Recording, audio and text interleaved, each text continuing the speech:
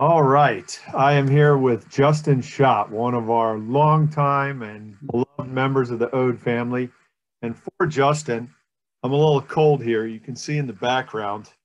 Uh, Yeah, that looks very fitting there. yeah, I this was is thinking I need a Justin's baseball cap or something to for the record-setting run. Do you remember this, Justin?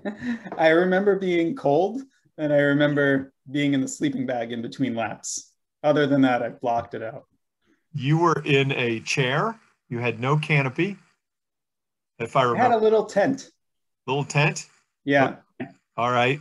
And you came in every lap with a lot of time to spare, jumped into your little cocoon, and sat there, went about your business, ate. We didn't know what else. We didn't know if you were changing outfits and you'd come out looking like Superman one of these laps, and you certainly ran like Superman every time. I'm going to double check my file. But you ran, I'm going to let everybody know here, you are the record holder for our 8 times continuous backyard style, 42:33 average on the ice. That is truly astonishing. So I don't want to make one of those statements of, oh, that's a record that may never fall. That record may I'm never. sure it will. I know there's been some controversy about recent FKTs in the Northeast with people taking advantage of winter conditions because you don't have rocks and roots and all that sticking up. So I think we had pretty good conditions the that year. Trail is different. Yeah. The trail's different in the winter. But you didn't have it easy. I mean, it was pretty good footing. It wasn't some of the hard pack ice that we get a lot. I don't know if you had any particularly hard icy spots. Do you remember? I don't think so. Were you running in traction devices? No, just kind of good mud trail shoes. Good mud trail shoes. Okay. So it's almost July here. We're about to race, and we are so happy that you're going to be in the big race. Yeah. Looked at you. Looking forward to it after looking in on it a couple times. So yeah, you were our night. I have another picture I can pull up. You were our night race marshal in year 1, and you did a great job taking care of everything, running the show. I saw you studying. That was between my bouts of I saw you studying how everyone was doing, how it worked, and I could tell you were plotting for something in the future. So future, but since it's July, I'm taking this off. It's hot in my house. That background there is not cooling me, unfortunately. So what I want to also let people know, and we've talked about this in a Ode Chronicles, is you ran these laps and you negative split every lap. Each lap was incredibly consistent. There was no blips, and everyone was 10, 15 seconds faster than the other, even the last lap. And you did it, it almost looked effortless. So to me, that's very exciting to think about what your performance could be here at the big July race. Do you intend to go with the fast lap, long rest strategy that you did in the winter? Yeah, I think I'm going to try to back off of that and get more toward like a 53, 55-minute loop, and maybe occasionally throw in, mid 40s to give myself some rest, and maybe some more transition, change clothes, that kind of thing. But I think that's faster than I need to be going. So, I had the benefit of knowing it ended at 8 hours regardless. So here, if I want to go indefinitely, yeah, I'm going to try to slow it down. Maybe I'll just chase Sarah around, see what she does. Yeah, that Just, you're right. Just try to get under her skin a little bit. Okay, so I haven't made pit assignments yet. Of course, there's multiple locations. As a past winner, I'll say it right here. The people that are podium from the big Ode get their choice, but as a past winter winner, I'll extend you a choice if you wish. Do you wish to be able to get under Sarah's skin for the 12 hours? Sorry, I missed the last piece about. For the first 12 hours. Oh, to be next to her in the pit, you mean? Yeah, because you'll be split into groups for the first 12 hours. Yeah, I I'm open either way. I mean, she's an incredible runner, and I'm joking about this. I think the Oh, cool thing about this format. I just want to stir the pot though. Well, sure, yeah, okay. But I think the cool thing about this format is, you're really teammates, especially in the beginning when there's no pressure. You're not competing with anybody. You're just hanging out and getting to enjoy each other and cheer each other on lap after lap. So I'm excited about that, and not really starting the race, I think, until it gets dark. Yeah.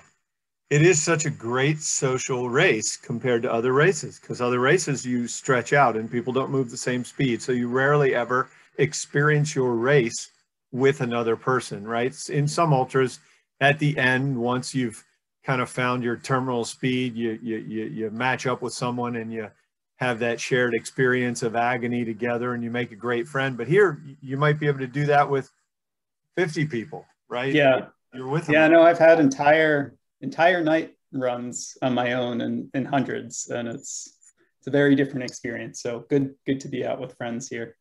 Yeah. Well, you are certainly an accomplished runner here, and we are proud to have you in the race this July, but more proud that you're a repeat Ode runner and a longtime member of the Ode family, certainly because you helped everyone so much in year one as the race marshal overnight. We have an event Friday night called the Van Stone Beer Mile, 8:20 p.m. We also have the triple play that starts at 5 p.m. where people can run 1, 2, or 3 laps if they wish. So that's something that if you have crew, you may want to treat them to that, give them a little bit of that experience so they have a bit more perspective when they're chastising you and saying, come on, go out there and run a lap.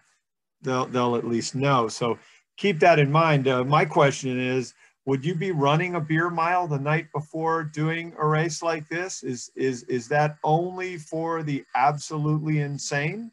I've done something like that before. I think Woodstock used to have something, or they had like a, au naturel lap before their 50K that I did. So is it a full straight beer mile? Like, or fizzy beverage. A beer every quarter mile and 4 of them? Yep. I think, because I remember watching people struggle. I don't know. It's tough.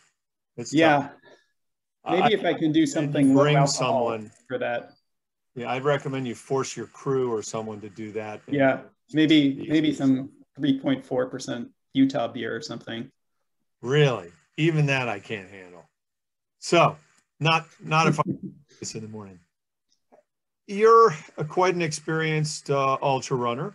A lot of races and some wins to your credit, and some really significant races around here. What is your training like specifically for a backyard compared to the way you trained before? Is it different now, or is it the same as what you've always done? Yeah, I think a little less speed work for me. Not that I've done a lot of speed work, but I focus more on just more time on my feet.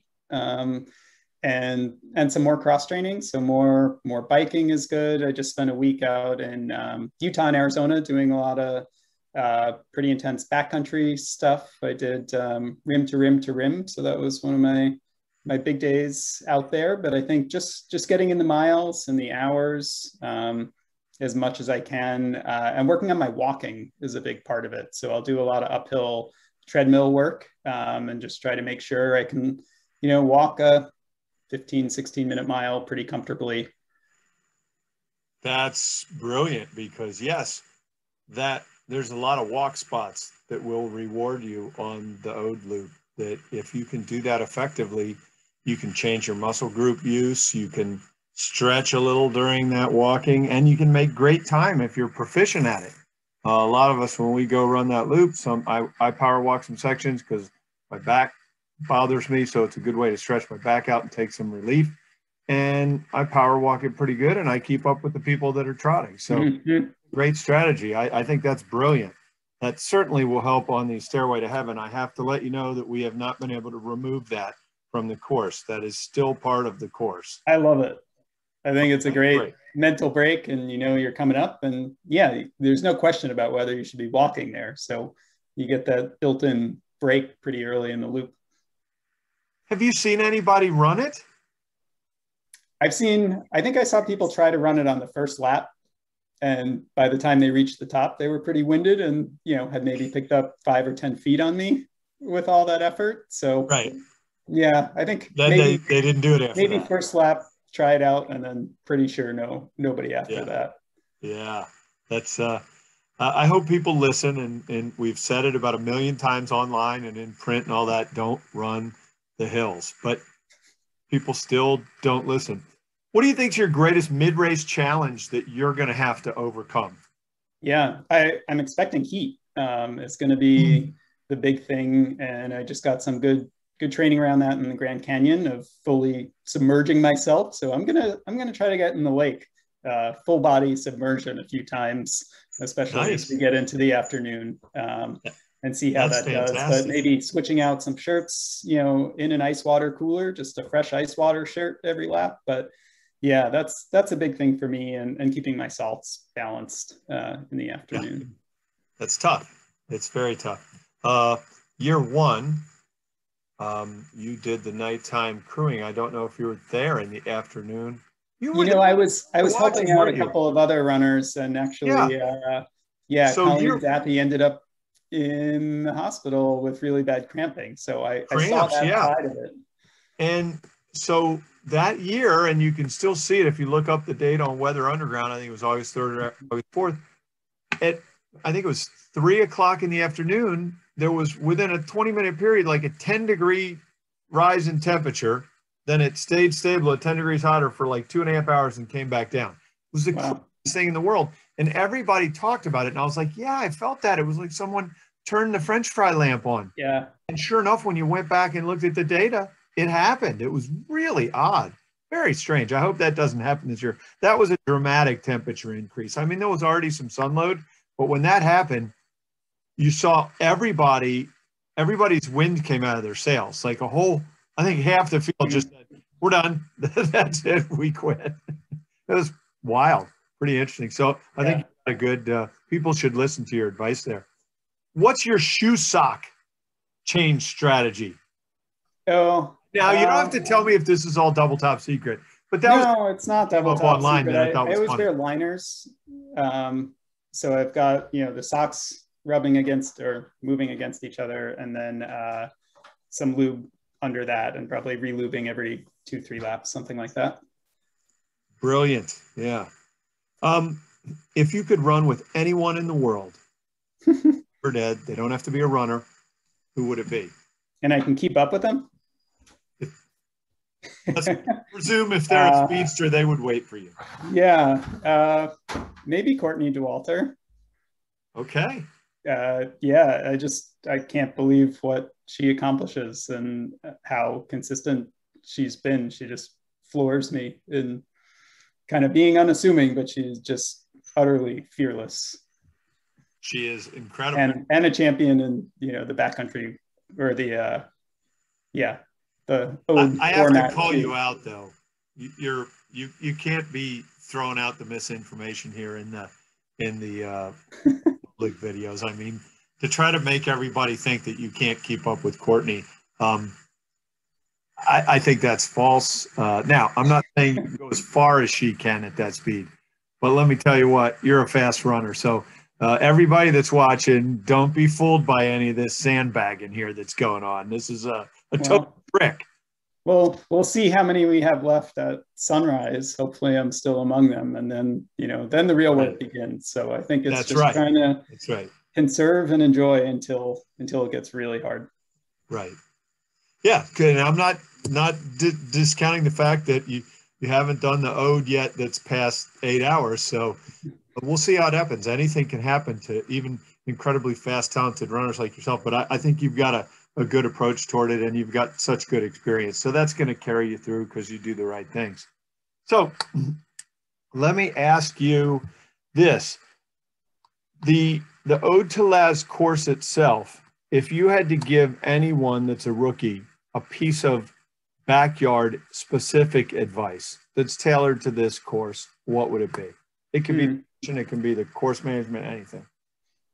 Yeah, I think like you said, no running on the hills is absolutely it. And you know, I like to just let my body weight carry me on the downhills and pick up a little time there. But I think if you're just easy on the flats and the downs, you don't need to push it on the uphills to get your 1 hour loops in. So yeah, it's really easy and really tempting early on when you feel good. It feels like you're going too slow, but you should feel like you're going too slowly for you know, the first whole bunch of laps. So yeah, ease off when you're tempted.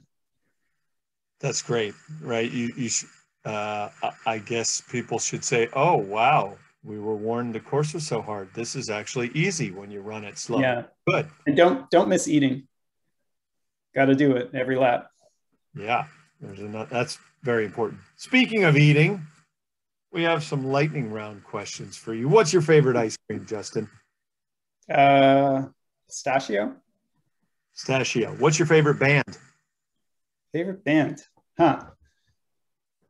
Gosh, I haven't thought about bands in a long time. I don't know if that's because there's no live music lately.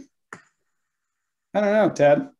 Okay, you can pass. That's all right. You don't have to answer these. I was thinking more jazz, like a Coltrane, but it's not a band really. Well, okay, so you're the second mention of Coltrane that we've had, I believe. Yes. Ooh, I might be wrong. Cousin Eddie or Clark Griswold? Clark Griswold. Chatty or not chatty during the race? Not chatty. How are you going to get under Sarah's skin if you're not chatty? Maybe just that. Maybe I'll just be the silent stalker. Oh, the stoic, not answering any of her questions. It's going to drive her crazy. Just big grins. That would drive me crazy. I think you're onto something. Swedish Fish or Sour Patch Kids? Swedish Fish. Couldn't even say that. Well done, medium or rare? Rare. Porta John or the Bushes? Bushes. Favorite donut? Just a plain batter with a little like cinnamon sugar on it. Cinnamon sugar. The old-fashioned. Old-fashioned, yeah. Yeah, nice. Little Debbie or Mr. Kipling's? I don't know, Mr. Kipling, so I guess I got to go Little Debbie. There you go. There's a vote for Little Debbie. Justin, I would like to thank you for being with us, and I'm very excited to see you run the Ode this year because we missed you last year. So now is the time. We're going to have a great race, and we look forward to having you out here smiling at everybody. Yeah, well, just talking to you, Ted, has gotten me more excited and seeing the gang in your background. So I can't wait to get out there on the course. Awesome. We will see you. Thanks, Justin. Thanks, Ted. Yep.